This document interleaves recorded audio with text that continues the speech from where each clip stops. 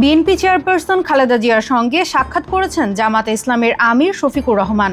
লন্ডনে তারেক রহমানের বাসায় তাদের সাক্ষাৎ হয়। এ সময় বিএনপির ভারপ্রাপ্ত চেয়ারম্যান তারেক রহমান ও জামাতে ইসলামের নায়েবে আমির সৈয়দ আবদুল্লাহ মোহাম্মদ তাহেরও উপস্থিত ছিলেন।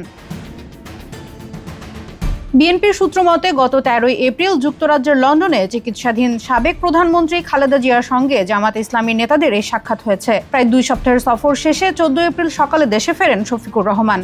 তবে আবদুল্লাহ মোহাম্মদ তাহের এখনও দেশে ফেরেননি।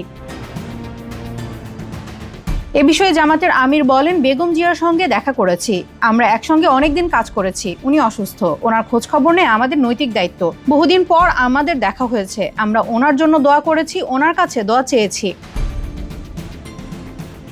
তারেক রহমানের সঙ্গে কি বিষয়ে কথা হয়েছে এমন প্রশ্নের জবাবে শফিকুর রহমান বলেন, দুজন মানুষ একসঙ্গে হলে তো অনেক কথাই হয়, অনেক কথাই হয়েছে, তবে এই বিষয়ে তিনি বিস্তারিত আর কিছু জানাননি।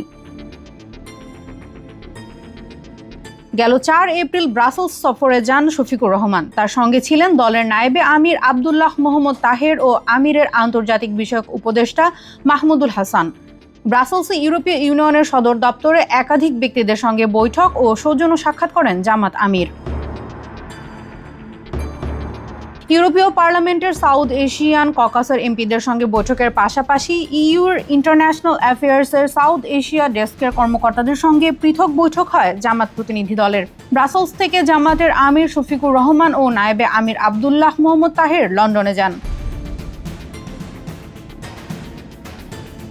এদিকে খালেদা জিয়ার সঙ্গে জামাত আমিরের সাক্ষাতের বিষয়ে বিএনপির চেয়ারপারসনের সাবেক প্রেস সচিব মারুফ কামাল খান ফেসবুকে পোস্ট করেছেন। তিনি লিখেছেন, বেগম জিয়ার সঙ্গে জামাতের 2 শীর্ষ নেতার সাক্ষাতে কি বিষয় নিয়ে আলোচনা হয়েছে তা জানা যায়নি। 2 ডাক্তার শফিকুর রহমান ও সৈয়দ আবদুল্লাহ আবু তাহেরের এই সাক্ষাৎ রাজনীতির রসায়নে নতুন কোনো ক্রিয়া প্রতিক্রিয়া সৃষ্টি করবে নাকি নিছক সৌজন্য সাক্ষাৎ হয়ে থাকবে তা বুঝতে হলে আমাদের চোখ রাখতে হবে সামনের দিকে।